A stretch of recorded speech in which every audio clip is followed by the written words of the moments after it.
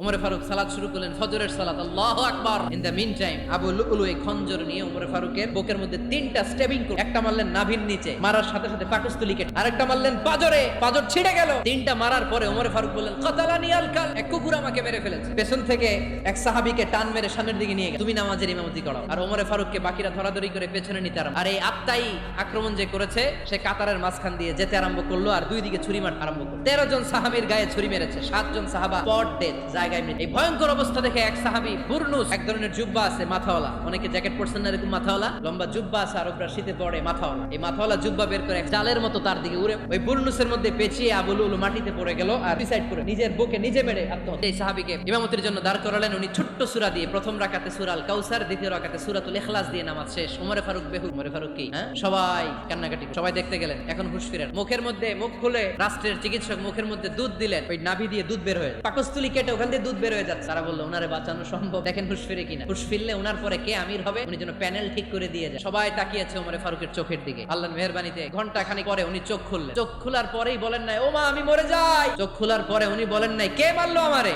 চোখ খোলার পরে উনি বলেন নাই আমার পরে নেতা কে হবে। চোখ খোলার পরে সর্বপ্রথম কথাটি ছিল আসল্লান নাস, আমার নেতৃত্বে যে ফজরের নামাজটা শুরু হয়েছিল এটাকে ঠিকমতো তোরা পড়েছিলি?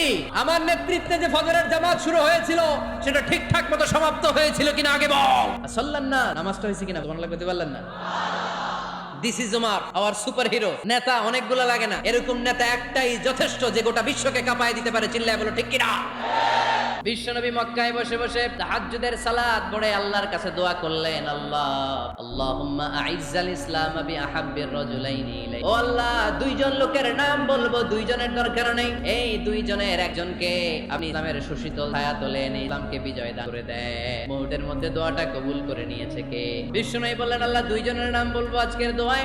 আবি জাহল ইবনে হিশাম, হয়তো হিশামের বেটা আবু জাহেলকে আপনি ইসলামের ভিতরে নিয়ে আসেন, কিংবা ওমর ইবনুল খাত্তাব, খাত্তাবের বেটা ওমরকে আপনি ইসলামের ছায়া তলে নিয়ে আসেন। ওমরে ফারুকের জন্য দোয়াটা কবুল করে নিয়েছে কে?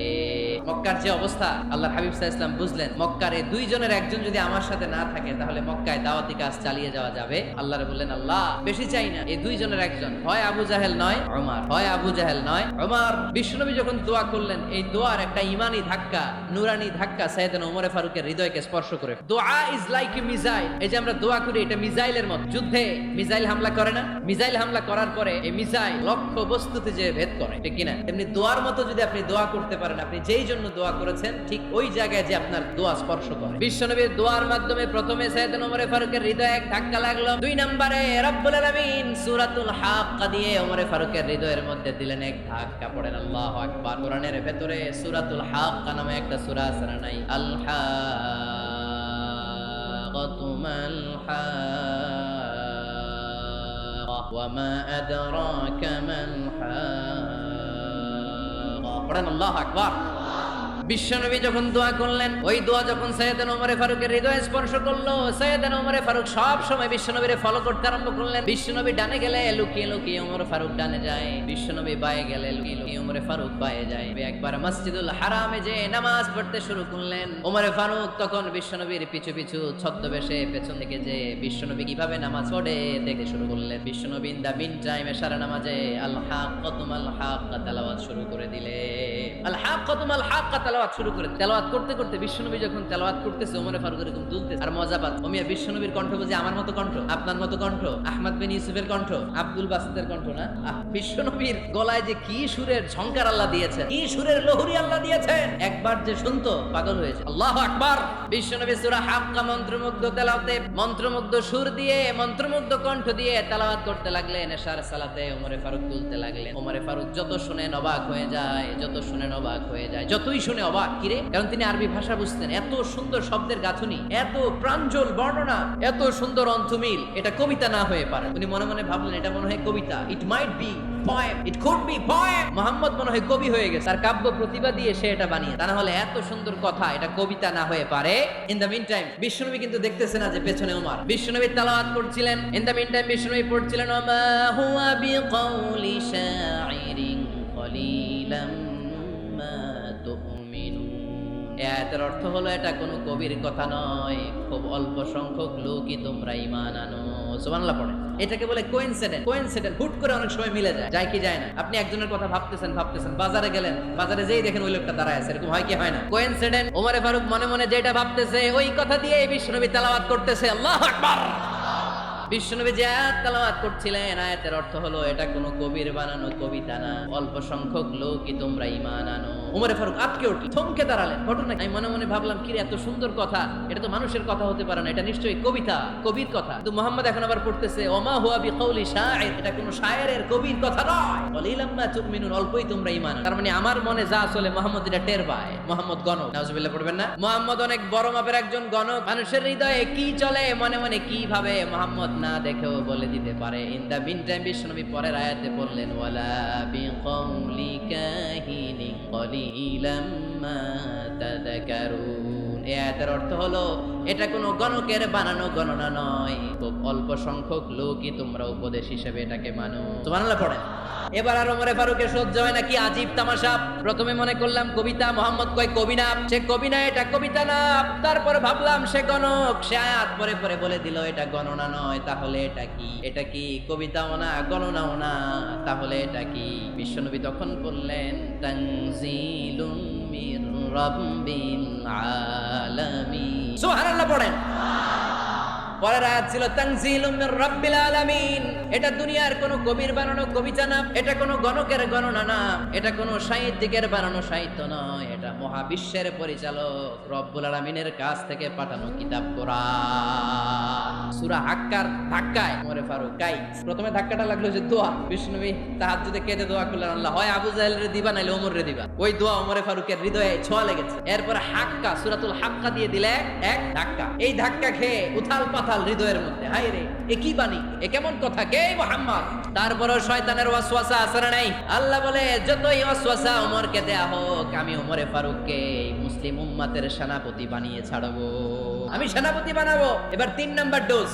ডাক্তারের কাছে গেলে প্রথমে দেখবেন সিম্পল ডোজ দেয়, নরমাল ওষুধ। এটাতে কাজ না হলে ডোজ বাড়ায়, একেবারে কাজ না হলে অ্যান্টিবায়োটিক মারে, আছে না নাই? আল্লাহ প্রথমে দোয়ার ছোঁয়া লাগালেন, তারপর সূরা হাক্কা দিয়ে ধাক্কা মারলেন, এরপরে রব্বুল আলামিন বলেন এবার 3 নাম্বার ডোজ সূরা তহা দিয়ে আমি তোমার হৃদয়টারে উজালা বানায় দেব রে ওমর। শয়তান ওদিক দিয়ে ওয়াসওয়াসা, খেলা দুই দিক থেকে চল। আল্লাহ তাআলা হেদায়েতের রাস্তায় টানছে, শয়তান জাহান্নামের দিকে টানছে। ঘোষণা দেয়া হলো মক্কায়, মুহাম্মদের মাথা কেটে এনে দিলে এত এত স্বর্ণ মুদ্রা দেয়া হবে। ওমরে ফারুক রাজি হয়ে গেলেন, নাঙ্গা তলোয়ার নিয়ে বিশ্বনবীর মাথা কাটার জন্য ছুটলেন। নাউজুবিল্লাহ পড়বেন না? বনু জাহারা গোত্রের এক লোক বলে, আইনা ইয়া ওমর, কই যাও? মুহাম্মদের মাথা কাটতে যাই। আরে মুহাম্মদের মাথা কাটতে যাও? তোমার বোন ফাতিমা বিনতে খাত্তাব আর তোমার বোন জামাই সাঈদ কদ সাবাআ, এরা তো ধর্ম ত্যাগ করে ফেলছে। এটা তো আমাদের ধর্ম ত্যাগ করে মুহাম্মাদের ফলোয়ার হয়ে গেছে।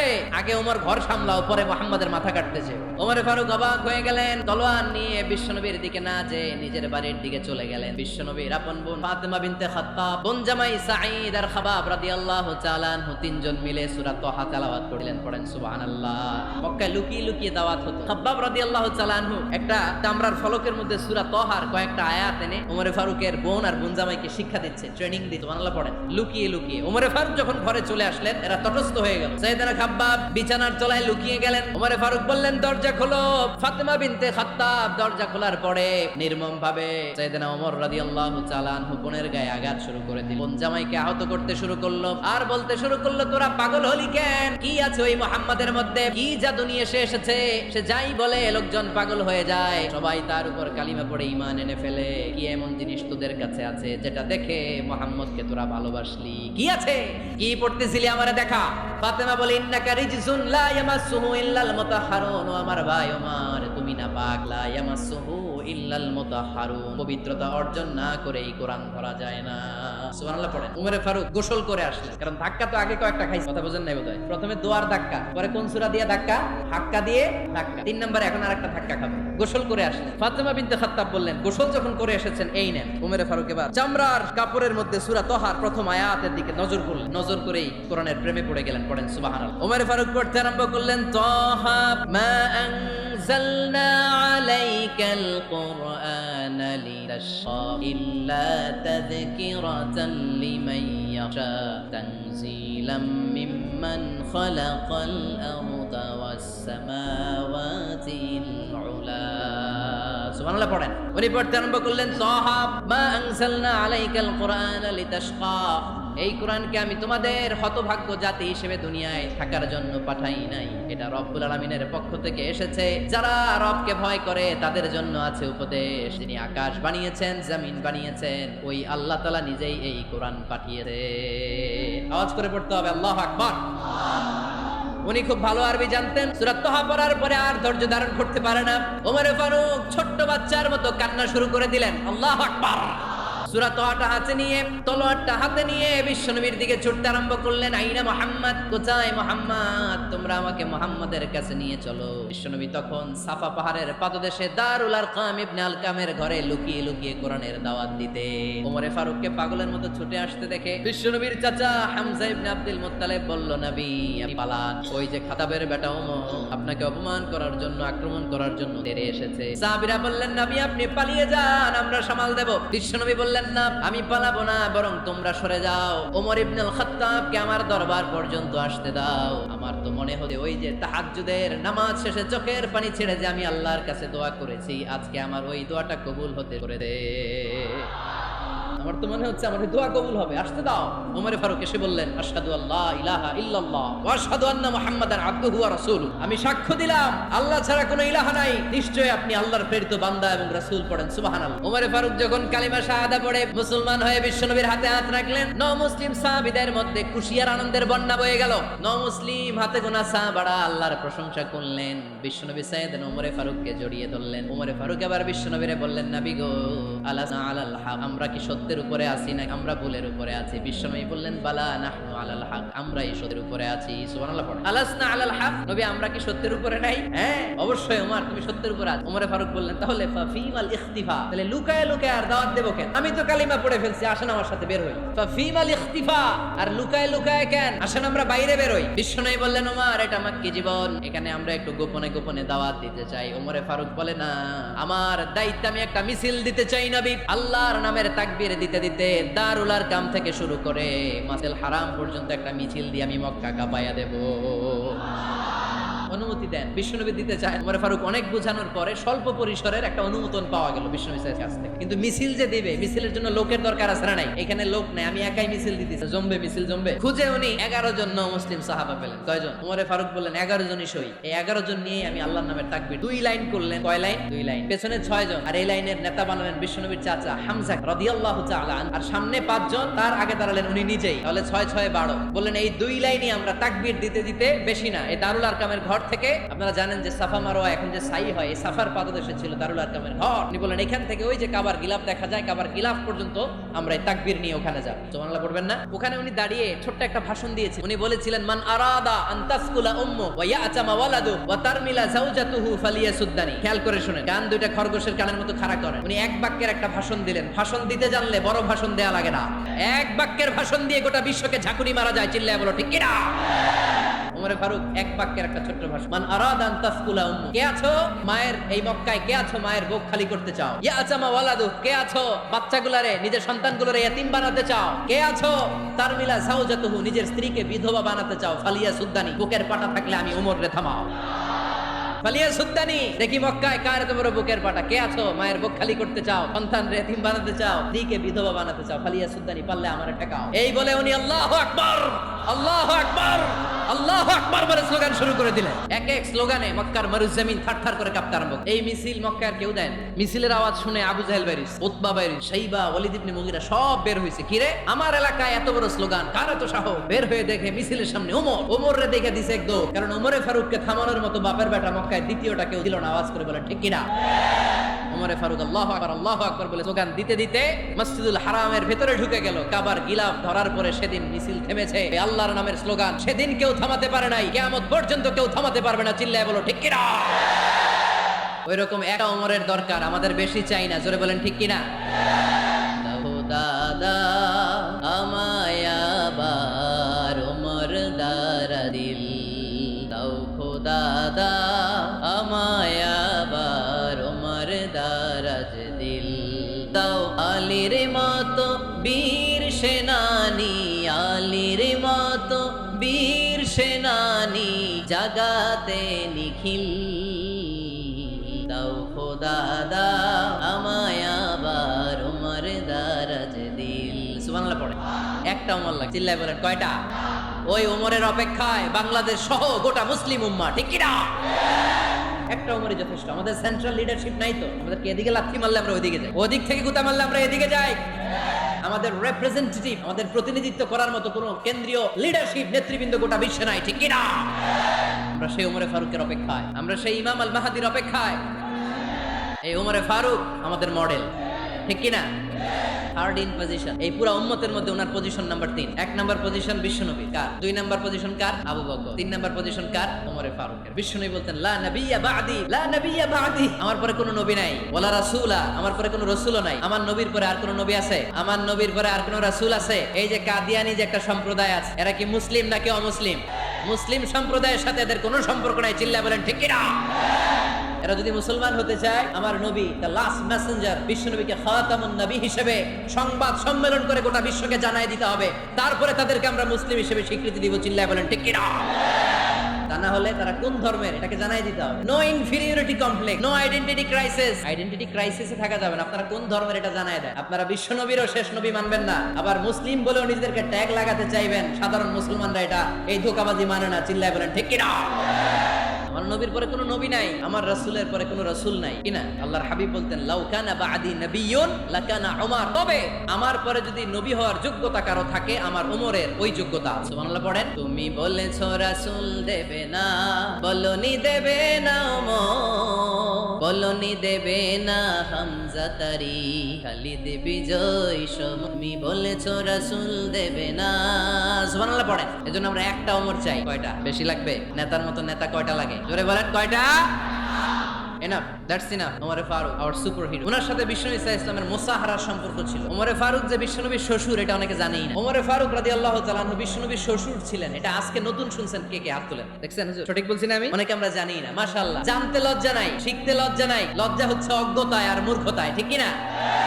শিখতে রাজি আছে, যে কথা বলে আমরা তার ছাত্র। আমার আগে হুজুর কথা বলতেছিলেন, আমরা ছিলাম ছাত্র। এখন আমি কথা বলতেছি, এখন আমরা সবাই হয়ে গেছি ছাত্র, ঠিক কি না? যিনি বলেন তিনি শিক্ষক, বাকিরা আমরা ছাত্র, ঠিক কি না? 4 খলিফার 2 খলিফা, ইসলামের 4 খলিফার 2 খলিফা বিশ্বনবীর মেয়ের জামাই, আর বাকি 2 খলিফা বিশ্বনবীর শ্বশুর। সুবহানাল্লাহ পড়েন। সাইয়েদনা আলী রাদিয়াল্লাহু তাআলা আন, সাইয়েদনা উসমান যুন-নূরাইন বিশ্বনবীর মেয়ের জামাই। উসমান রাদিয়াল্লাহু তাআলা আনহুর কাছে বিশ্বনবী 2 মেয়েকে বিয়ে দিয়েছিলেন। একজন মারা যাওয়ার পরে আরেক, বিশ্বনবী বলেছেন এরপরে আরেকটা থাকলে ওইটারও বিয়ে। সুবহানাল্লাহ পড়বেন না? 2 জন ছিল মেয়ের জামাই আর 2 জন ছিল শ্বশুর। সাইয়েদনা আবু বকর শ্বশুর, বিশ্বনবীর স্ত্রী আম্মা জান আয়েশা রাদিয়াল্লাহু তাআলা আনহার বাবা। বিশ্বনবীর স্ত্রী আম্মা জান হাফসা রাদিয়াল্লাহু তাআলা আনহার বাবা ছিল সাইয়েদনা ওমর ফারুক। চিল্লায় পড়েন আল্লাহু আকবার। জান্নাতুল পজিশন না, সাইয়্যিদু কুহুলিল জান্নাহ। জান্নাতে যত নারীরা যাবে, নারীদের সর্দারিনী হবে সাইয়্যিদাতুনা ফাতেমা রাদিয়াল্লাহু তাআলা। এই ফরিদপুরের যত ইয়াং স্টাররা, তোমরা যারা জান্নাতে যাবে, তোমাদের লিডার হবে সাইয়েদনা হাসান আর হুসাইন রাদিয়াল্লাহু তাআলা আনহুমা। আর বয়স্ক মুরব্বীরা যারা জান্নাতে ঢুকবেন, আপনাদের লিডার হবে সাইয়েদনা আবু বকর আর সাইয়েদনা ওমর ফারুক রাদিয়াল্লাহু তাআলা। সুবহানাল্লাহ পড়তে পারলেন না? ওমর ফারুক সাধারণ কোন ক্যারেক্টার নয়, ওনাকে আল্লাহ তাআলা নলেজও দিয়েছেন, আবার দ্বীনদারিও দিয়েছেন। আমার দিনী ভাইয়েরা খেয়াল রাখবেন, কোন আলেমের মধ্যে বা কোন নেতার মধ্যে যদি এই দুইটার সমন্বয় আপনি পান, যে তার জ্ঞানও আছে আবার দ্বীনদারিও আছে, he belongs the knowledge and he belongs the তাকওয়া, সে গোটা বিশ্বকে জয় করে, ঠিক কি না? যার মধ্যে জ্ঞান আছে, যার মধ্যে তাকওয়া আছে, তারে কেউ থামায় রাখতে পারে? ওমর ফারুককে এই 2 নেয়ামত দিয়ে ধন্য করেছে কে? সহিহ বুখারীর বর্ণনা, বিশ্বনবী সাহাবীদের সামনে একটা স্বপ্নের কথা বলছেন। বিশ্বনবী বললেন, আমি স্বপ্নে দেখলাম আমার আঙ্গুলের ফাঁকা থেকে দুধ বের হচ্ছে, আমি তৃপ্তি সহকারে দুধ খেলাম। খাওয়ার পরে দেখলাম আঙ্গুলের মধ্যে একটু দুধ লেগে আছে। আমার আঙ্গুলে অতিরিক্ত লেগে থাকা দুধটা আমি ওমরে ফারুকের মুখে লাগিয়ে দিলাম। সাহাবারা বললেন, ইয়া রাসূলুল্লাহ, ইয়া হাবিবাল্লাহ, মাযা আওয়ালতা বিহি, এই স্বপ্নের আপনি কি ব্যাখ্যা করলেন? আমরা তো বুঝলাম না। বিশ্বনবী বললেন, আওয়ালতু বিহি আল ইলম, আমি এই দুধ দিয়ে জ্ঞানের ব্যাখ্যা করেছি, কারণ ওমরকে আল্লাহ যেই জ্ঞান দিয়েছে গোটা বিশ্বের কাউকে এত জ্ঞান দেয় না।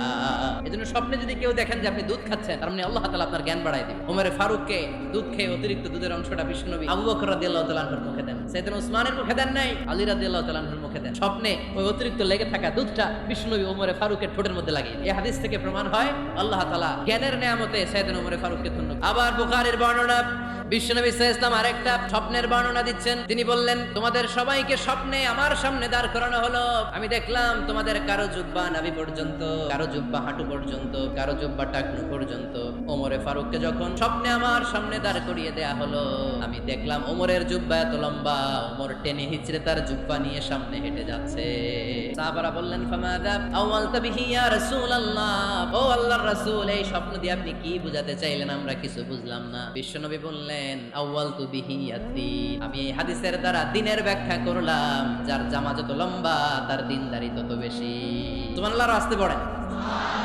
স্বপ্নে দেখলেন কোন সাহাবীর জুব্বা নাবি, কোন সাহাবীর হাঁটু, কারোটা টাকনু, কিন্তু ওমর ফারুকের জুব্বা এত লম্বা, ইয়াজুরু সাওবাহু, তিনি তার জুব্বা টেনে হিচড়ে যাচ্ছেন। বিশ্বনবী বললেন, এটা দ্বারা আমি দিন, আমি তাকওয়া, দিনদারি, তাকওয়া এটার ব্যাখ্যা করেছি। তার মানে ওমর ফারুকের তাকওয়ার সামনে সব তাকওয়া পানি হয়ে যাবে। কোন সুবহানাল্লাহ। আল্লাহ তাআলা সাইয়েদ ফারুককে দিনের জ্ঞান দিয়েছেন, তাকওয়া দিয়েছেন। যুবক ভাইরা, যাকে আল্লাহ তাআলা দিনের জ্ঞান দেয়, যাকে আল্লাহ তাআলা তাকওয়ার এই গুণ দিয়ে সমৃদ্ধ করে, তার জন্য গোটা বিশ্বের সব দরজাগুলোকে ওপেন করে দেয় কে? কত বড় মুত্তাকি ছিলেন সাইয়েদনা ওমর ফারুক। মদিনার সমাজে কয়জন মুনাফিক ছিল বিশ্বনবী ছাড়া কেউ বলতে পারতেন না। বিশ্বনবী কোন সাহাবীকে মুনাফিকদের লিস্ট দিয়ে যান নাই, একজন সাহাবী ছাড়া। দেখি কেউ বলতে পারেন কিনা ওই সাহাবীর নাম? হুযায়ফা ইবনুল ইয়ামান রাদিয়াল্লাহু তাআলা আনহু। উনাকে বলা হতো সাহিবু সিররি রাসূলিল্লাহ, আল্লাহ রাসূল সাল্লাল্লাহু আলাইহি ওয়াসাল্লামের গোপন তথ্যের ধারক বাহক। সুবহানাল্লাহ পড়বেন না? বিশ্বনবী ইন্তেকালের আগে মদিনার সমাজে মোট কয়জন মুনাফিক আছে, এই তথ্য আবু বকরকে বলেন নাই, ওমর রাদিয়াল্লাহু তাআলা আনহুকে বলেন নাই, উসমান রাদিয়াল্লাহু তাআলা আনহু, আলী রাদিয়াল্লাহু তাআলা আনহু, আশারাতুল মুবাশশিরিন বিল জান্নাহ কোন সাহাবীকে বলেন নাই। শুধুমাত্র কেবলমাত্র একমাত্র হুযায়ফা ইবনুল ইয়ামান রাদিয়াল্লাহু তাআলা আনহুর কাছে মুনাফিকদের লিস্টে বিশ্বনবী দিয়ে গিয়েছে। সুবহানাল্লাহ। মদিনায় কারা কারা মুনাফিক কেউ জানতো না, হুযায়ফা ছাড়া। কে ছাড়া? নামটা আজকে মুখস্থ করেন, যাতে অন্য কোনো ওয়াজে কেউ জিজ্ঞেস করলে বলতে পারেন। মুনাফিকদের লিস্ট যে সাহাবীর কাছে বিশ্বনবী দিয়ে গিয়েছিলেন, সাহাবীর নাম কি? নাম? নামটা কেমন লাগে? ভালো লাগে? অনেকে আমারে জিজ্ঞেস করে, হুজুর আমার ছেলে হবে আগামী মাসে, নাম দেন। নাম দিয়ে দিলাম হুযায়ফা। যাদের হবে ছেলে, এলাকায় যাদের নেক্সট কয়েক মাসে ছেলে হবে, খালি হুযায়ফা চলবে। কি চলবে? ভালো লাগে? নামটা ভালো লাগে? রাইখেন, অনেক সুন্দর না। উনিই জানতেন মুনাফিক কারা। দেখেন ওমর ফারুকের তাকওয়ার লেভেলটা কত হাই। ওমর ফারুক একদিন হুযায়ফা রাদিয়াল্লাহু তাআলা আনহুর কাছে গেলেন, যে বললেন, হুযায়ফা, বিশ্বনবী ইন্তেকালের আগে মুনাফিকদের নামের লিস্টটা কারো কাছে দেয় নাই, আমার জানা নাই, সাইয়েদনা আবু বকরের জানা নাই, কোন সাহাবীর জানা নাই, তুমি ছাড়া। আমি তোমার কাছে জানতে চাই, আমি ওমরের নামটা ওই মুনাফিকদের খাতায় আছে কিনা আমার একটু বলো। আমার ওমরের নামটা ওই মুনাফিকদের লিস্টিতে একটু আছে কিনা, নামটা একটু বলো। যদি থাকে আমি ভালো হয়ে যাব, আমি নেফাকি দূর করে পাক্কা মুমিন হতে চাই। আমার নাম যদি মুনাফিকের লিস্টে থাকে আমি তো শেষ। হুযায়ফা চোখের পানি ছেড়ে দিয়ে বলে, আমিরুল মুমিনিন, কেমন প্রশ্ন করলেন আপনি? আপনি বিশ্বনবীর শ্বশুর, এই উম্মতে আপনার পজিশন 3 নাম্বার। আপনারে মুনাফিকরা ভয় পায়, শয়তান আপনারে ভয় পায়। আপনি জান্নাতে সব বয়স্ক লোকদেরকে নিয়ে জান্নাতের মধ্যে আগে আগে ঢুকবেন, কেমন করে মুনাফিকদের কাতারে আপনার নাম থাকতে পারে? ওমর সুবহানাল্লাহ। কি বিনয়, কি তাকওয়া। হুযায়ফাকে যে ধরতেন, হুযায়ফা একটু বলো না, আমার নামটা মুনাফিকদের লিস্টে আছে। ওমর ফারুকের যদি এই টেনশন থাকে যে আমি মুনাফিক হয়ে গেলাম কিনা, আমাদের এই টেনশন থাকার দরকার আছে না নাই? হ্যাঁ, যেন সব সময় আল্লাহর কাছে দোয়া করতে হবে, আল্লাহ তুমি নেফাকি থেকে আমাদেরকে বাঁচাও। আরো জোরে পড়েন আমিন। আপনারা ওঠা বসা শুরু করলেন কেন? অনেক রাত হয়ে গেছে তাই? হ্যাঁ, শেষ করে দেই তাহলে না? যে অনেকের কষ্ট হচ্ছে মনে হচ্ছে। হ্যাঁ, এক নাম্বারে যাচ্ছে, এটা সব মুখস্থ দেখি। হ্যাঁ, 1 নাম্বার, 2 নাম্বার, 3 নাম্বার। 1 নাম্বার হইলো পেশাবখানা, 2 নাম্বার পায়খানা, 3 নাম্বার নাকি এইটা আছে না? নাই না। সিগারেট কোন মুসলমান খেতে পারে? সিগারেট হয় টোবাকো প্ল্যান্টস থেকে, তামাক পাতা। ফরিদপুরে চাষ হয় না? হয়। কোন থানায় হয় বেশি? হ্যাঁ, তামাক ক্ষেত যারা দেখছেন, কোনো বেড়া লাগানো লাগে? কারণ ছাগলেও মুখ দেয়। যেটা ছাগলে খায় না, এটা কোনো মুমিন বান্দা খাইতে পারে? খান কেন এগুলো পচা জিনিস? হ্যাঁ, এই পৃথিবীতে বিড়ি আর সিগারেটই একমাত্র খানা যেটা টয়লেটে ঢুকে খাওয়া যায়, তাই না? পৃথিবীতে সিগারেট আর বিড়ি একমাত্র খাবার। রাগ করবেন না, যারা খান রাগ করেন না, একটু কমন সেন্সটা কাজে লাগানোর জন্য, চিন্তার জন্য বলতেছি। এটাই পৃথিবীর একমাত্র খাবার যেই খাবারের গায়ে এই খাবারের বদনাম লেখা থাকে, স্মোকিং কজেস ক্যান্সার, ধূমপান কর্কট রোগের কারণ, ধূমপান স্বাস্থ্যের পক্ষে ক্ষতিকারক, লেখা থাকে না? আচ্ছা, ধরেন ফরিদপুরের একটা কোম্পানি নতুন চানাচুর বের করছে, চানাচুরের গায়ে লেখা, এই চানাচুর খাওয়ার 1 ঘন্টার মধ্যে বমি শুরু হবে আর ডায়রিয়া হবে। খাবেন? কি কইবেন? তুই খা। দোকানদারে কি কইবেন? তুই খা, তোর বমি হোক, তোর 14 গোষ্ঠীর ডায়রিয়া হোক, আমি টাকা দিয়ে এগুলো কিনবো না, ঠিক কিনা? কারণ এই প্রোডাক্টের গায়ে এই প্রোডাক্টের বদনাম লেখা, আমরা কিনবো কেন? সিগারেটের উপরে সিগারেটের বদনাম লেখা থাকার পরও আমরা খাই, টয়লেটে বসে খাই। এটার মধ্যে একটা পয়জন আছে, এটাকে বলে স্লো পয়জন, নিকোটিন। এটা আপনার লাং ফুসফুসকে শেষ করে দিবে। Slow poison. সিগারেট খাওয়া অনেকটা আত্মহত্যার সামিল। বিষ খেলে সাথে সাথে মরে, সিগারেট খেলে ধুকে ধুকে মরে। আর সিগারেট থেকে হিরোইন, গাঁজা, ফেন্সিডিল, ইয়াবা, মেরিজুয়ানার পথে মানুষ পথ বাড়ায়, পা বাড়ায়, তাই না? এগুলো খাবেন। নিজে নিজেকে স্বেচ্ছায় ধ্বংসের দিকে ঠেলে দিও না। জীবনটা অনেক সুন্দর, জীবনটা অনেক রঙিন, আল্লাহর দেয় জীবনটাকে উপভোগ করার দরকার আছে না নাই? এই জন্য সিগারেটকে এই ফরিদপুরের প্রোগ্রাম থেকে আমরা আজকে নো বলে দিলাম। কি বলে দিব? আওয়াজ করে সবাইকে আমরা সবাই একসাথে বলবো, সিগারেটকে কি বললাম? মনে থাকবে না? মাহফিলের প্যান্ডেল থেকে বাইর হয়ে আবার ইয়েস, হ্যাঁ না ইয়েস করা যাবে না। সিগারেটকে কি বললাম?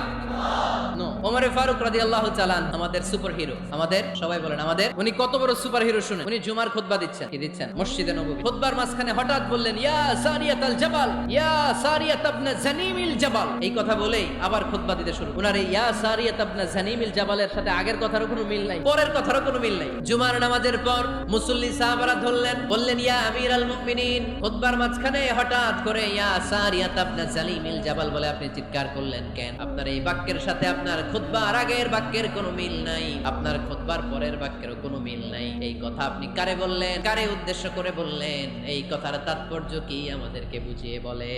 ফারুক বললেন, আমি যখন খুতবা দিচ্ছি আমি দিলাম ওই যে আমি আমার মুসলিম সেনাবাহিনী পারস্যে আক্রমণের জন্য পাঠিয়েছি বর্তমান ইরানের ওই বিশাল এলাকাতে পারস্যে আমি আমার ব্যাটালিয়ন পাঠিয়েছি। আমি হঠাৎ করে দেখতে পেলাম আমার মুসলিম বাহিনী যুদ্ধের এক পর্যায়ে তার ডানে আছে উপত্যকা, বায়ে আছে পাহাড়। সে পাহাড়ি রাস্তা ছেড়ে দিয়ে উপত্যকার দিকে যেতে শুরু করেছে। আমি দেখতে পেলাম আমার মুসলিম বাহিনী যদি উপত্যকার দিকে ছুটে বেড়ায়, কাফির মুশরিকরা আমার মুসলিম বাহিনীকে কচুকাটা করে ফেলবে। তাই আমি এখান থেকে তাদেরকে কমান্ড দিয়ে বলেছি, ইয়া সারিয়াতাল জাবাল, উপত্যকার দিকে নয় পাহাড়ের দিকে যাও, তাহলেই তোমাদের বিজয় নিশ্চিত হয়ে যাবে। উপত্যকার দিকে যেও না, ইলাল জাবাল, ইলা সারিয়াতিল জাবাল, পাহাড়ের দিকে। সাহাবারা অবাক, ঘটনা কি? উনি বসে আছেন মদিনায় মসজিদে নববীর মিম্বারে দাঁড়িয়ে, উনি যদি ইয়া সারিয়াতাল জাবাল বলে এটা কি ইরানে যাবে নাকি? ও মিয়া, তখনকার সময়ে বর্তমানের মতো মোবাইল ছিল নাকি? ইন্টারনেট ছিল নাকি? কিছু ছিল? খালি মুখে আমি যদি বলি ইয়া সারিয়াতাল জাবাল, এটা ইরানে যাবে, ইন্ডিয়ায় যাবে, ঢাকায় তো যাবে, ফরিদপুর শহরেই তো বসবে না, ঠিক কিনা? মুমিনিন বিশ্বাসী কিছু মুনাফিক ছিল, এরা কয় না ঝামেলা, এটা তো সম্ভব না। এক সেনাপতি বিজয়ী বেশে মদিনায় ফিরে, এরা দিন গুনতে লাগলো এই সেনাপতি মুসলিম বাহিনীর জয় করে কবে ফিরে আসবে। এই মুনাফিকের দলগুলো কখনো সৈনিককে অভ্যর্থনা জানাতে যেত না, কিন্তু এইবার সবার আগে মদিনার উপকণ্ঠে যে সেনাপতিদেরকে অভ্যর্থনার জন্য ফুল নিয়ে রেডি, ফুল নিয়ে দাঁড়ায়। সেনাপতি ঢুকার সাথে সাথে ধরছে, এই সেনাপতি কোত্থেকে আসছে? কয় পারস্য জয় করে আসছে। এমন জুমার দিন যুদ্ধের মাঝখানে আমিরুল মুমিনিন খবরটা শুনছো না? সেনাপতি তোমরা জানলা কেমনে শুনছো? সুবহানাল্লাহ পড়বেন। আমরা যুদ্ধে একটা অবস্থার মধ্যে ছিলাম, পেছন থেকে শত্রু আমাদেরকে আক্রমণ করতে শুরু করে দিল। ডানে যাব না বায়ে যাব, সামনে যাব নাকি পেছনে যাব, রাস্তা খুঁজে পাচ্ছি না। ডান দিকে ছিল আমাদের উপত্যকার রাস্তা, বাঁ দিকে ছিল পাহাড়ি পথ। আমরা সোজা পথ হবে মনে করে উপত্যকার দিকে ছুটতে আরম্ভ করলাম। হঠাৎ করে আমিরুল মুমিনিনের কণ্ঠ বজ্র কণ্ঠে আমার কানের মধ্যে ভেসে আসলো। আমার মনে হলো আমিরুল মুমিনিন কেমন যেন আমাকে কমান্ড দিচ্ছেন, ইয়া সারিয়াতাল জাবাল, ডান দিকে উপত্যকার পথে নয়, তাড়াতাড়ি পাহাড়ের দিকে সৈন্য বাহিনী নিয়ে উঠে যা। পাহাড়ের দিকে, ডানে না, this is wrong track and this is the right track. ওই দিন যদি ওমরে ফারুকের ওই গাইডলাইন, আমিরুল মুমিনিনের কমান্ড যদি আমি না শুনতাম, আজকে বিজয়ের বেশে ফিরতেও পারতাম না, আমাদের চেহারাও তোমরা দেখতে পেতে না। ওমরে ফারুকের ওই কমান্ড, ওই গাইডলাইন অদৃশ্য থেকে শোনার কারণে এই পারস্যের মধ্যে আমাদেরকে সেই যুদ্ধে বিজয় দান করেছে কে? দিস ইজ উমরে ফারুক, দিস ইজ উমরে ফারুক। বিশ্বনবী বলতেন, উমর মা লাকিয়াকা শাইতানু সালিকান ফাজ্জান ইল্লা সালাকা ফাজ্জান গায়রা ফাজ্জিক। উমর, শয়তান ইবলিস যদি তোমার কোনো রাস্তা দিয়ে হাঁটতে দেখে, শয়তান ওই রাস্তা রেখে দিয়ে অন্য রাস্তা দিয়ে হাঁটে। সুবহানাল্লাহ। বাড়িতে যাই বললেন, কে বলতেছে? বিশ্বনবী। কার ব্যাপারে?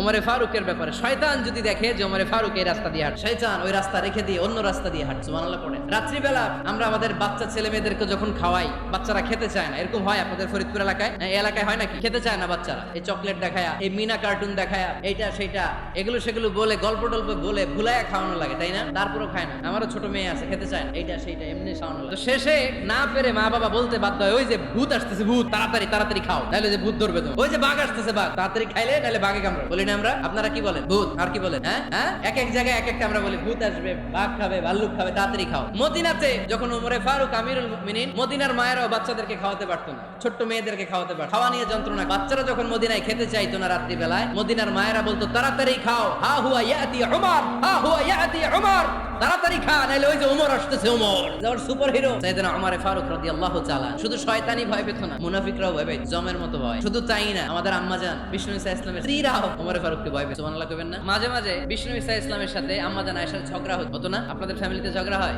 হয় না? হয় না? কার কার দেখি? ওরে আল্লাহ, অনেক আল্লাহর ওলি আছে তো, ঝগড়া হয় না? কি কথা কয় ঝগড়া হয় না বলে? বিশ্বনবীর ফ্যামিলিতে ঝগড়া হয়, আপনার ফ্যামিলিতে হয় না? মিষ্টি ঝগড়া। আর ও বিয়েই করে নাই, ঝগড়া তো হবেই। দাম্পত্য জীবনের মজাটাই তো এখানে, কখনো ঝগড়া, কখনো আনন্দ, একটু বৃষ্টি, একটু রোদ, একটু হাসি, একটু কান্না, ভালো লাগা ভালোবাসা শেয়ার করে নেয়া, মিলেমিশে একাকার হয়ে যাও, ঠিক কিনা? আল্লাহর হাবিব সাল্লাল্লাহু আলাইহি ওয়াসাল্লামের সাথে আম্মাজান আয়েশার ঝগড়া হতো। একদিন ঝগড়া হয়ে দুইজন রেগে আছে, খবরদার দুইজন রেগে থাকবেন না, একজন রাগলে আরেকজন থেমে যাবেন, কারণ এই ছোট্ট ঝগড়া থেকে এটা অনেক সময় বিচ্ছেদের দিকে গড়ায়। আমার প্রিয় ফরিদপুরবাসী, ভাবি রেগে গেলে আপনি রাগেন না, ওই দিন আপনি একটু ঠান্ডা থাকেন। আবার আপনি রেগে গেলে আমার মাইকের আওয়াজ যদি ভাবিরা শুনেন, আপনারা রেগে যায় না, একটু ঠান্ডা থাকেন। দুইজনে রেগে গেলে তো তৃতীয় বিশ্বযুদ্ধ শুরু হবে, তাই না? একজন রেগে গেলে আরেকজন ঠান্ডা, কারণ এই সামান্য ঝগড়া থেকে ইগোর কারণে এটা বিচ্ছেদ আর ডিভোর্স পর্যন্ত গড়ায়। আর শয়তান এখানে উস্কানি দেয়, কারণ ইমানদারদের ফ্যামিলি ভাঙতে পারলে শয়তান সবচেয়ে বড় খুশি হয়, আর ইমানদারদের ফ্যামিলি টিকে থাকলে খুশি হয়ে যায় কে? আম্মা জান আয়েশা রাদিয়াল্লাহু তাআলা আনহার সাথে বিষ্ণু ইসা ইসলামের ঝগড়া হতো। একবার ঝগড়া হলো, বিষ্ণু ইসা ইসলামের রাগ, আম্মা জান আয়েশাও রাগ। বিষ্ণুই বললেন, আয়েশা ঝগড়া করে আর কতক্ষণ থাকবো, আসো মিটমাট করি। আয়েশা রাদিয়াল্লাহু বললেন, ঠিক আছে মিটমাট করো। তো বিষ্ণু ইসা ইসলাম বললেন, মিটমাটের জন্য কারে ডাকবো? ওমরে ডাকি। কয় না, ওমরে না, ওমর গালিজ, ওমর অনেক রাগে, আমার ডর লাগে। কয় তাহলে তোমার আব্বারে ডাকি। কয় ডাকা, কি খুশি, মেয়েদের মধ্যে অভ্যাসটা আছে না নাই? তাহলে তোমার আব্বারে ডাকি। ডাকেন, ডেকে নিয়ে আসা হলো। আবু বকর রাদিয়াল্লাহু তাআলা আনহু দাঁড়ালেন, আম্মা জান আয়েশা দাঁড়ালেন, বিশ্বনবীও দাঁড়ালেন। বিশ্বনবী বললেন, আয়েশা তোমার আব্বা আসছে, এবার ঘটনা খুলে বলার পালা, তুমি বলবা নাকি আমি বলবো? আম্মা জান আয়েশা বললেন, আপনি বলেন, তবে ওয়ালা তাকুল ইল্লা হাক্কান, যেটা ঘটছে ওইটাই বললেন, মিথ্যা কথা কইেন না। আবু বকর রাদিয়াল্লাহু তাআলা আনহু রেগে মেগে আগুন, কি এই কথা তুমি কেমন করে বলো? বিশ্বনবী কি মিথ্যা কথা কখনো বলবে? রেগে মেগে দিলেন মেয়ের গালে এক চড়। বানিয়ে বলতেছি না, মুসনাদ আহমদ ইবনে হাম্বলের হাদিস। বাবার হাতের থাপ্পড়কে আম্মা জান আয়েশা উল্টে বললেন। সাইয়েদনা আবু বকর রাগে গড়গড় করছেন, আবার মারার জন্য তেড়ে গেলেন। এবার বাঁচার জন্য আম্মা জান আয়েশা বিশ্বনবীর পিছনে যে আশ্রয় নিলেন, বিশ্বনবী বাঁচানোর জন্য দুই হাত মেলে দাঁড়িয়ে গেলেন। পড়েন সুবহানাল্লাহ। বিশ্বনবী যখন দুই হাত মেলে দাঁড়িয়ে গেলেন, সাইয়েদনা আবু বকর রাদিয়াল্লাহু আনহু থেমে গেলেন। সাইয়েদনা আবু বকর রাদিয়াল্লাহু তাআলা আনহু ঘর থেকে বের হয়ে বারান্দায় দাঁড়ালেন। পড়েন সুবহানাল্লাহ। জান আয়েশার কাছে যেয়ে বলেন, ইয়া আয়েশা কাইফা রাআইতিনি আনজুল, দেখছো কেমনে বাঁচাইলাম? আমি না থাকলে বর্তমানে ফেলতো আজকে। আমি বাঁচাইছি তোমারে, আমি আমার লগে ঝগড়া করো তুমি। লজ্জায় পড়ে আম্মা জান আয়েশা খিলখিল করে হেসে দিলেন, বিশ্বনবীও হেসে দিলেন। দুইজনের হাসির মধুর আওয়াজ শুনে সাইয়েদনা আবু বকর বাইরে থেকে অবাক, কিরে এতক্ষণ না ঝড় তুফান, এখন দেখি হাসি। সালাম দিয়ে অনুমতি নিয়ে ভিতরে ঢুকলেন। ঢুকে দেখেন আম্মা জান আয়েশাও হাসে, বিশ্বনবীও হাসে। এই হাসি দেখে আবু বকর রাদিয়াল্লাহু আনহু হেসে দিলেন। আরশের উপর থেকে খুশি হয়ে গেলেন কে? এবার সাইয়েদনা আবু বকর রাদিয়াল্লাহু তাআলা আনহু বললেন, ইয়া রাসূলুল্লাহ আশিকানি ফি সিলমিকুমা কামা আশরাকতুমানি ফি হারবিকুমা। ও নবী, যুদ্ধ লাগলে, দুইজন যুদ্ধ লাগলে মীমাংসার জন্য যেমনি আমারে ডাকেন, এরকম হাসি আর আনন্দের মুহূর্তেও আমারে একটু ডাকেন। আশিকানি ফি সিলমিকুমা কামা আশরাকতুমানি ফি হারবিকুমা। নবী, আপনাদের মধ্যে ঝগড়া লাগলে সন্ধি করার জন্য আমারে যেমনি ডাকেন, আপনাদের হাসি খুশি আনন্দ খুনসুটি এই মজাদার মুহূর্তগুলোতে আমারে বঞ্চিত রাখেন না, আমারে একটু ডাকেন। সুবহানাল্লাহ পড়ি। মুসনাদ আহমদ ইবনে হাম্বলের হাদিস শোনার উদ্দেশ্য হচ্ছে, বিশ্বনবী প্রথমে ওমর ফারুকের নাম বলেছিলেন। সাইয়েদনা আয়েশা বলে, না আমি ডরাই, হাইবা, দিস ইজ কল্ড হাইবাতু ওমর। একবার বিশ্বনবীর সব বিবিরা ধরলেন, ও নবী আমাদেরকে এটা দেন, ওইটা দেন, ঘরে এটা নাই, ওইটা নাই, ওইটা নাই। বিশ্বনবীকে, আমার কাছে কিচ্ছু নাই, যদি এমনি আমার বউ হয়ে থাকতে চাও থাকো, তাহলে যা, তা না হলে যা লাগবে কিনে দেবো, সাথে সাথে তালাকও দিয়ে দিব। কিছু দিতে পারবো না, আমার নাই তো, সামর্থ্য নাই। কিন্তু বিবিরাও ছাড়া না, এটা দেন, ওইটা দেন। বিশ্বনবী রহমতের নবী, বিবিদেরকে বুঝাতেও পারে। বিবিরা আবদার করতেছে, নবী এটা লাগবে, ওইটা লাগবে। ইন দ্য মিন টাইম বিশ্বনবী একজনের সালাম শুনতে পেলেন। কে যেন দরজায় দাঁড়িয়ে বলতেছে, আসসালামু আলাইকুম। বিশ্বনবী দরজার দিকে তাকালেন, তাকিয়ে বললেন, ওয়া আলাইকুমুস সালাম। আর বুঝতে পারলেন এটা আমার ওমরের সালাম। সালাম দেওয়ার পরে বিবিদের দিকে তাকায় দেখে একজন বিবিও নাই, সব অন্দরমহলের ভিতরে দৌড়। সুবহানাল্লাহ পড়তে পারলেন না? This is our super hero Omar. এরকম ওমর একটা লাগবে, চিল্লায় বলেন কয়টা? একটা ওমর গোটা বিশ্বকে সোজা করে দিবে। একটা ওমর সবল আর দুর্বলের সব পার্থক্য দূর করে দিবে। মাজলুমের উপর জালিমের অত্যাচারের অবসান ঘটায় দিবে। গোটা বিশ্বটাকে সাম্য, মৈত্রী, ভালোবাসার ইনসাফ দিয়ে পরিপূর্ণ করে দিবে। সেই উমরের অপেক্ষায় নিজের ছেলেকে 80টা বেত মেরেছে। কয়টা? 80টা বেত মেরেছে। এই ব্যাপারে অনেকগুলো বর্ণনা পাওয়া যায়। সবচেয়ে সহিহ বর্ণনা হচ্ছে মুয়াত্তা ইমাম মালিকের বর্ণনা। ওমর ফারুক রাদিয়াল্লাহু তাআলা আনহুর ছেলে আব্দুর রহমান মারুফুন বিআবি শাহমা ছিলেন মিশরে। ওখানে নাবিজ খেয়েছিলেন। নাবিজ হচ্ছে আরব দেশের লোকেরা দুধের মধ্যে শক্ত খুরমা রাত্রেবেলা ঢেলে দিলে সারা রাত খুরমার রসটা দুধের সাথে মিশে দুধটা লাল হয়ে যায়। এটারে সকালবেলা খেতে খুব সুস্বাদু, এটাকে বলে নাবিজ। কিন্তু এটা রাতে ভিজাইলে সকালেই খাইতে হয়, রেখে দিলে আবার একটু সমস্যা হয়। এটা অনেকটা তারির মতো হয়ে যায়, মাতলামি চলে আসে। তো ওমর ফারুকের ছেলে নাবিজ খেয়েছেন, মদ খাননি, নাবিজ। কিন্তু নাবিজ খাওয়াতে সাকরান চলে এসে, সাকরান চলে আসাতে এটা যখন প্রমাণিত হয়েছে, আমর ইবনে আস রাদিয়াল্লাহু তাআলা আনহু নাকি 80 বেত মেরেছেন মিশরে। কয় বেত? নিয়ম হচ্ছে সবার সামনে, কিন্তু সবার সামনে না মেরে একটু গোপনে মেরে। এই তথ্য যখন ওমর ফারুকের কাছে এসেছে, উনি বললেন না, মারতে হবে সবার সামনে, আলাদা মাল্লা কেন? ও মদিনায় ফিরে আসলে আমি আবার 80টা মার। মদিনায় ফিরে আসার পরে সাইয়েদনা ওমর ফারুক ওই আগের 80টারে আর ধরেন নাই, নিজ হাতে আবার 80টা বেত মেরেছে। এই বেত মারার 1 মাস পরে এই আবু শাহমা ইন্তেকাল। অনেক ঐতিহাসিক বলে এই বেতের আঘাতে মরেছে, কেউ কেউ বলেছে নিজের রোগের কারণে মরে। কিন্তু দিস ইজ দ্য ইনসাফ সিস্টেম অফ ওমর। নিজের ছেলে বলে ছেড়ে দেয় নাই। এখন নিজের ছেলে হইলে 7 খুন মাফ, নেতার ছেলে হইলে 10 খুন মাফ, এলাকার মোড়লের ছেলে হইলে 10 খুন মাফ। ও পার্সিয়ালিটি ইন ইসলাম। ইসলামে পার্সিয়ালিটি নাই। আপনি নেতার ছেলে হন, বিজনেস ম্যাগনেটের ছেলে হন, আপনি যেই হন না কেন, ইসলামের দৃষ্টিতে সবাই সমান। চিল্লায় বলেন ঠিক কিনা? বানু মখজুমিয়া গোত্রের এক নারী চুরিতে ধরা। সাহাবারা বললেন, নবী, মদিনার সবচেয়ে ভেরি প্রেস্টিজিয়াস এন্ড ডিগনিফাইড ফ্যামিলির মেয়ে, আপনি হাত কাটেন। কারণ ইসলামের নিয়ম, চুরি করলে কি কেটে দাও। বিষ্ণু বললেন, বলো কি? হাত না কাটার জন্য তোমরা আমাকে রেকমেন্ড করছো? এটা আল্লাহর আইন। পৃথিবীর কেউ রেকমেন্ড করলো শোনার ক্ষমতা আমার নাই, কারণ আইনটা দিয়েছে কে? লাউ কানাত ফাতিমাতু বিনতি মুহাম্মাদিন সারাকাত লাকাতা মুহাম্মাদুন ইয়াদাহা। আরে বনু মাকসুমিয়া মেয়ে তো দূরের কথা, আমার কলিজার টুকরা ফাতেমাও যদি আজ চুরিতে ধরা পড়তো, তার হাত কেটে দিতে আমি 1 মিনিটও দেরি করতাম না।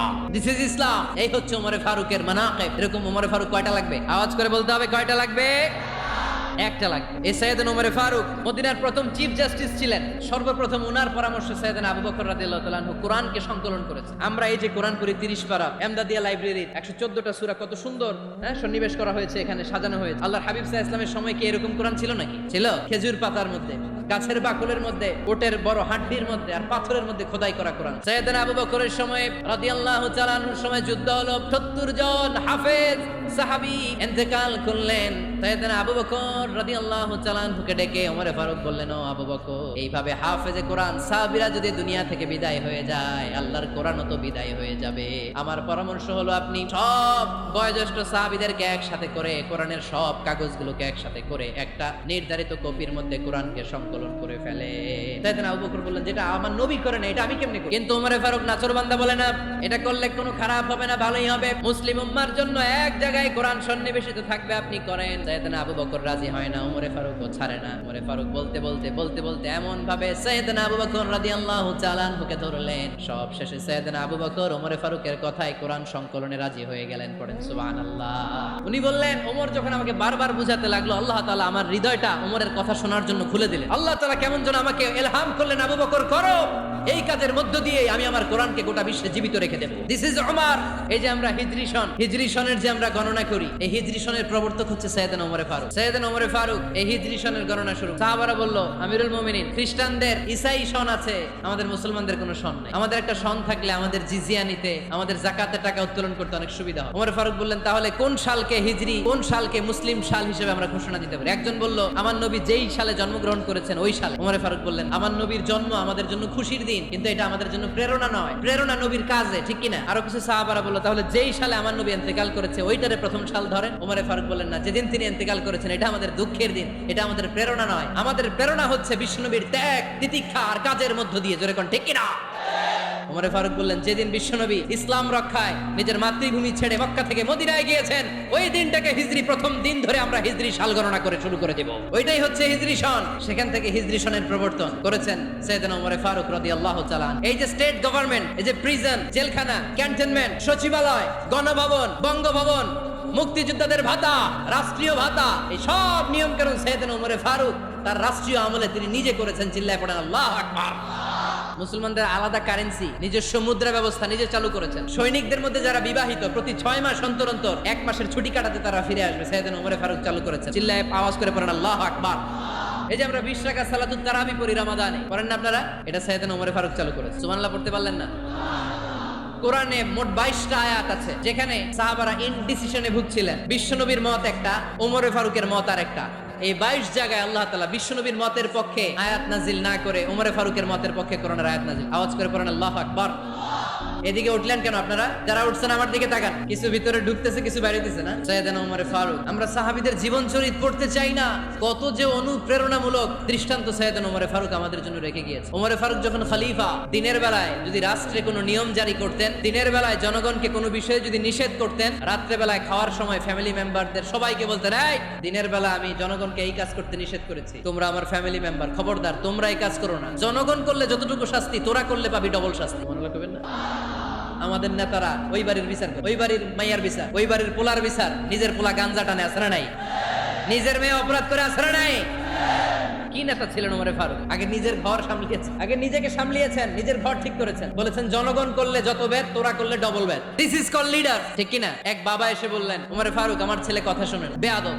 ওমর ফারুক ছেলেরে ডাকলেন, বাবা তুমি তোমার আব্বাজানের কথা শোনো না, এটা তো কবিরা গুনাহ। ছেলে বলে, ওমরে ফারুক সব দায়িত্ব আল্লাহ ছেলে মেয়েদেরকে দিয়েছে, বাবা মাকে কোনো দায়িত্ব দেয়নি। ওমরে ফারুক বললেন, অবশ্যই দায়িত্ব দিয়েছে। তাহলে বলেন আমার বাবার দায়িত্ব। উনি বললেন, প্রাইমারিলি প্রথমত 3 দায়িত্ব। আইয়ান তাকিয়া উম্মা, পৃথিবীর প্রতিটি বাবার উচিত ছেলেদের মেয়েদের জন্য ভালো মায়ের ব্যবস্থা করা। 2 নম্বরে আইয়ুহসিনা ইসমা, সুন্দর তার একটা নাম রেখে দেয়া। 3 নম্বর ইউআল্লিমাহুল কিতাব, তারে আল্লাহর কিতাব শিক্ষা দেওয়া। এবার ছেলেকে আমার আব্বা 3টার একটাও করে নাই। এবার ওমরে ফারুক রেগে গেলেন, বাবার কাঁধে ধরলেন, বললেন তুই ছেলের জন্য বিচার নিয়ে আসলি, তোর 3টা দায়িত্বের একটাও তুই পালন করিস নাই। ছেলে বলে, আমিরুল মুমিনিন, আমার মা নর্তকী, আমার মা মাজুসি, আমার মায়ের মধ্যে কোনো আদব কাদব নাই, সুন্দরী দেখে আমার মারে বাবা বিয়ে করছে, আমার মায়ের কাছ থেকে জীবনে কিছু শিখি নাই। 2 নাম্বার সাম্মানি খানফাসা, আমার বাবা আমার নাম রেখেছে চামচিকা। কি নাম রাখছে? এটার নাম হইলো একটা, এরকম উল্টাপাল্টা নাম আছে না? নাই না, এগুলো রাখবেন না। আব্দুল্লাহ রাখবেন, আব্দুর রহমান রাখবেন, আর একটা কি বলছি আজকে, হুজাইফা রেখে দিয়ে পারবেন। ওয়ালাম ইউআল্লিমনি হারফাম মিন কিতাবিল্লাহ আমিরুল মুমিনিন, শুধু তাই না, আল্লাহর কোরআনের একটা অক্ষর আমার বাবা কোনোদিন আমারে শিক্ষা দেয় না। ওমর ফারুক রেগে গেলেন, এবার বাবার কান্দে দইরা মারতে শুরু করে, তুই পোলার নামে বিচার নিয়ে আইছিস, তোরে মার দিমু আগে। এরকম নেতার দরকার আছে না নাই? মদিনায় এক লোক তার বউরে রাগের চোটে 100 তালাক দিয়ে, কয় তালাক দেওয়ার নিয়ম কয়টা দিছে? কয়টা? এবার স্ত্রী কাঁদতে কাঁদতে এসে বলে, আমিরুল মুমিনিন দেখেন আমার স্বামী আমারে রেগে মেগে 100 তালাক। ওমর ফারুক বললেন, দইরা নিয়ে এটা নিয়ে আসা হলো। ওমর ফারুক বললেন, কয়টা তালাক দিয়েছো? কয় 100টা। কেন দিছো? কয় মাথা গরম। এরকম আছে না, তালাক দেওয়ার সময় সব তালাক, তুই তালাক, তোর মা তালাক, তোর বোন তালাক, সব তালাক। তালাক দিবে ওয়াইফ রে, দিতেছে সবাই রে। তো ওমর ফারুক বললেন, দিবে 3টা, 100টা দিলা কেন? কয় মেজাজ গরম ছিল। কয় দাঁড়া, আত-তালাকু মিন শাআইরিল্লাহ, তালাক হচ্ছে আল্লাহর দেয়া বিধানের একটা নিদর্শন, এটা নিয়ে তুই খামখেয়ালি করলি। আমার রায় শোন, আমার রায় হচ্ছে 3 তালাকে তোর বউ তালাক, বাকি 97 তালাক তোর পিঠের উপরে পড়ে। এরকম বিচারের দরকার আছে না নাই? এরকম দৃষ্টান্তমূলক বিচার যদি বাংলার জমিনে দেয়া হতো, আর কোন নারী ধর্ষিতা হতো, আর কোন নারীকে অ্যাসিড মারা হতো, আর কোন নারী যৌতুকের জন্য কান্না করতো? একটা আমল লাগবে, বেশি না। মক্কা, মদিনা, এই 7 জায়গায় 7 জন গভর্নর পাঠিয়েছে, তাদের থেকে তথ্য নিতেন। এই গভর্নর সিস্টেম উনি বানিয়েছেন। সাইয়েদনা আমর ইবনে আল-আস রাদিয়াল্লাহু তাআলা আনহুকে পাঠিয়েছেন মিশরে। মিশরে একটা দৌড় প্রতিযোগিতা হতো। মিশরি বলে, আমার মাল্লা কেন? তুমি খেলায় পারো না, আমারে মাল্লা কেন? কয় আনা ইবনুল আকরামিন, আমি গভর্নরের পোলা, আমি যা বলবো এটাই হবে, আমার উপরে কথা নাই। মিশরি ওইখানে আর ঝগড়া বাঁধায় নাই, মনে দুঃখ নিয়ে মদিনায় চলে আসলেন। এসে বললেন, আমিরুল মুমিনিন, আপনি আমর ইবনুল আস রাদিয়াল্লাহু তাআলা আনহুকে মিশরের গভর্নর বানিয়ে পাঠিয়েছেন। একটা প্রতিযোগিতায় আমি চ্যাম্পিয়ন হয়েছি, ওনার ছেলে হয়েছে রানার আপ। কেন সে চ্যাম্পিয়ন হতে পারে নাই? এই কারণে আমার মাথায় লাঠি দিয়ে 3টা বাড়ি মেরেছে। বিচারটা দিছে কার দরবারে? কথা বুঝেন নাই বোধহয়? ওমর ফারুকের দরবারে। ওমর ফারুক বললেন, তাই আগামী বছরের অমুক তারিখ আমি সব গভর্নরদেরকে ডেকে হিসাব নিতে, ওই দিন তুই থাকবি, পারবি না? মিশরে বলে, পারবো মানে অবশ্যই পারবো। ওই দিন 7 রাজ্য থেকে 7 গভর্নর হাজির, গভর্নরদের ছেলেরাও হাজির, মিশরীয় হাজির। 7 গভর্নরের কাছ থেকে 7 এলাকার খোঁজ খবর নেয়ার পরে ওমরে ফারুক বললেন, আইনাল মিসরি, মিশরী লোকটা কই, এদিকে আয়। মিশরী সামনে আসার পরে বলল, আমর ইবনুল আস, তুমি মিশরের গভর্নর, তোমার ছেলে সহ তুমি আসো। আমর ইবনুল আস এসে সামনে বসে রইলেন। এবার বললেন, ও আমর ইবনুল আসের ছেলে, তুমি নাকি ইবনুল আকরামিন গভর্নরের ছেলে, তুমি যা বলবা মিশরে নাকি তাই হবে, তোমার নাকি অনেক দাপট। নিজে একটা লাঠি এনে মিশরীর হাতে দিয়ে বলল, এবার তোর মাথায় যতটা মারছে তুই ততটা গুনে গুনে মার, আমি দেখবো। আমর ইবনুল আস দেখবে, আমর ইবনুল আসের ছেলেরে তুই এখানে মার। সে বলতেছে, থাক, আপনি বলছেন এতেই যথেষ্ট, মারা লাগবে না, আমি মাফ করে দিলাম। ওমরে ফারুক বলল, খবরদার, মার, মার ওর মাথার মধ্যে। মিশরী ওমরে ফারুকের ধমক শুনে ভয়ে ভয়ে 3টা বাড়ি মারলো। এই বাড়ি মারা দেখেও ওমরে ফারুকের হৃদয় ঠান্ডা হয় নাই। লজ্জায় আমর ইবনুল আস, বয়স হয়ে গিয়েছে, সাহাবা, মাথা তো ডাক, মাথায় চুল নাই, লজ্জায় মাথাটা হেট হয়ে মাথাটা নিচু করে রেখেছে। এবার রাগের চোটে ওমরে ফারুক বললেন, এবার আমর ইবনুল আসের টাক মাথার মধ্যে একটা মার। মার! কেন ছেলেকে শিক্ষা দিতে পারে নাই? ইয়া আমর ইবনুল আস, মাতা জাআলতুমুন নাস আবিদা, জনগণ তাদেরকে দেখভাল করার জন্য তোমাদেরকে পাঠানো হয়েছে, তাদের উপর কোনো অত্যাচার করার জন্য নয়। চিল্লায় বলেন, ঠিক কিনা? এরকম নেতা কয়টা লাগবে? কয়টা? ওই নেতার নাম কি? ওমর। হুয়া ইয়াতি ওমর। 22 জায়গায় বিশ্বনবী কয় একটা, ওমরে ফারুক বলে আরেকটা। আল্লাহ বলে, বিশ্বনবী আপনার পক্ষে আমি আয়াত নাজিল করতে পারলাম না, আমি ওমরের পক্ষে নাজিল করে দেব। বিশ্বনবী বলতেন, ইন্না লিকুল্লি উম্মাতিন মুহাদ্দাস, সব উম্মতের মধ্যে, সব নবীদের উম্মতের মধ্যে থেকে একজন করে আল্লাহ তাকে মুহাদ্দিস বানাতো। মুহাদ্দিস না, মুহাদ্দাস। মুহাদ্দাস মানে এমন লোক যিনি যা ভাবতো ওই ভাবনাটাই আল্লাহ আয়াত হিসেবে নাজিল করে দিত। বিশ্বনবী বলেন, আমার উম্মতের মধ্যে মুহাদ্দাস হচ্ছে সাইয়েদনা ওমর। মদিনার সবচেয়ে বড় মুনাফিকের নাম আব্দুল্লাহ ইবনে উবাই ইবনে সালুল, সব মুনাফিকদের সরদার। এই মুনাফিকের ছেলেটা হলো পাক্কা ঈমানদার, এই ছেলের নাম হলো আব্দুল্লাহ। আওয়াজ করে বলেন, ছেলের নাম কি?